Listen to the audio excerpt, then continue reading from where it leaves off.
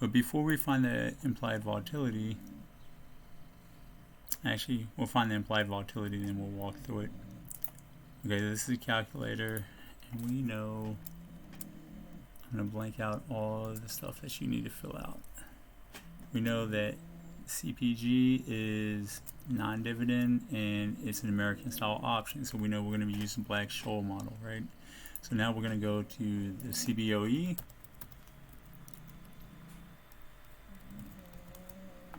Website, because we need options data, and we are going to go to delayed quotes,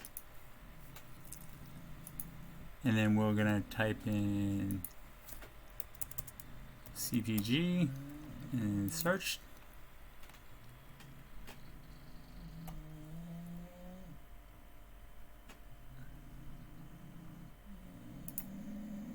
We're going to go to options, and we know we want to go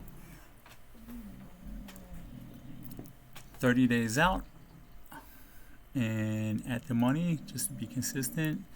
Well, we know that 20 May is about 30 days out, so we're going to look at the last price is 7.46. We'll go back to our, and that's what this spot price would be, 7.6. Now we know that the strike price that we're looking at, which is at the money, is 7.5. Risk-free interest rate we know is at 3.0. That's the Fed. That's a 1 month yield. Dividend, there is none. Expiration date was 20 May 2022. Alright, see how all that goes. And then the observed option price we need to put in. So let's see, what was that? So 7.5. So I'm going to use the mid price between 4.45 and 0.55, which would be 0.5.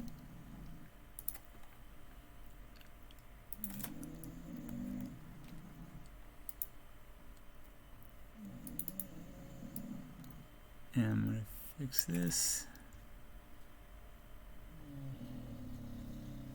Is that 3?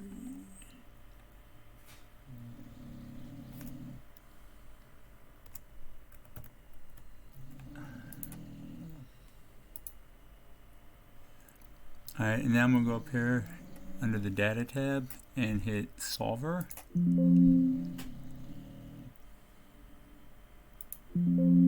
Alright, I don't know why it's telling me I can't do that. It means something's up with one of my other sheets.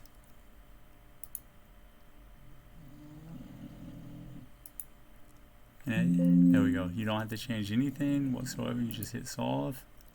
I've already calculated it onto this. And basically, we're going to use, well, it's going to be 60, right? Because I've already done this with this before the video, right? And we can see that this is an annualized number of volatility, right?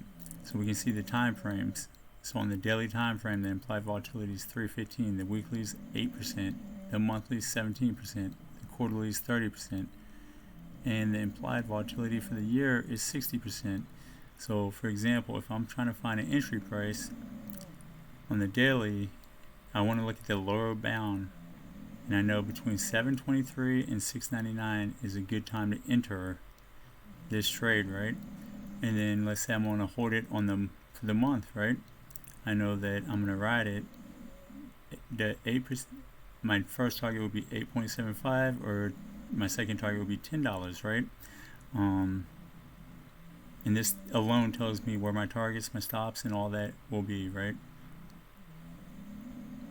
So let's say I get in at $7.23, $6.99 would be my line in the sand to get out of that option or get out of that play, right?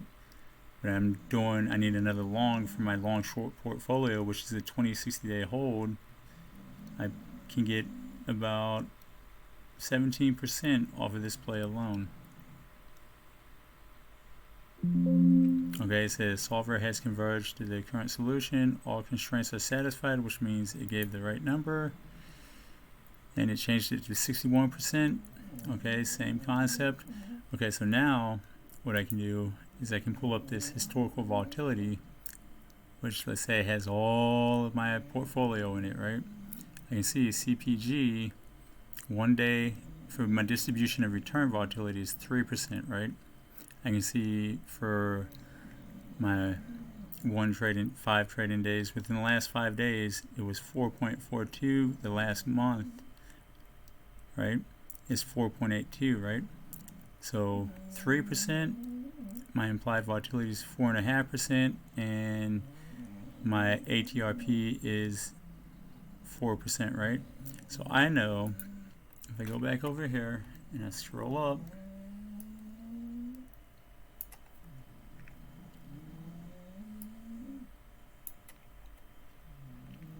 I know because the kurtosis is positive and the skewness, oh, this is a close to close, right? Right? Is negative. That means it has downside risk, but that's close to close. On the daily volatility, if I go high to low, you know, then it's positive and positive, 40 and 4.52, right? And then that's for high to low. Open to close is still positive, right?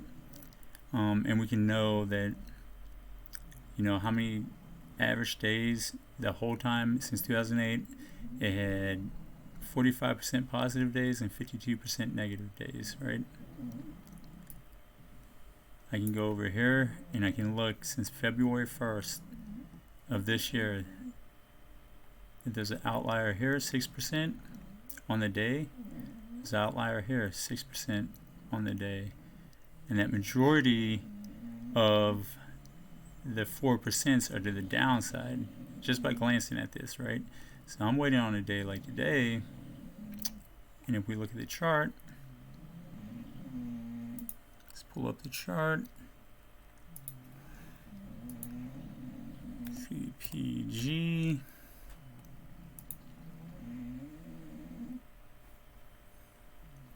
And we go to the daily. We can see that the volatility today alone, from the high to low,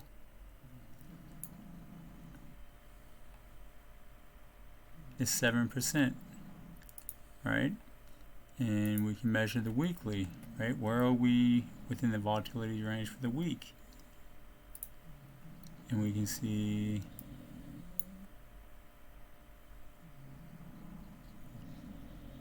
that we're at 7% for the week. Now let's do the month.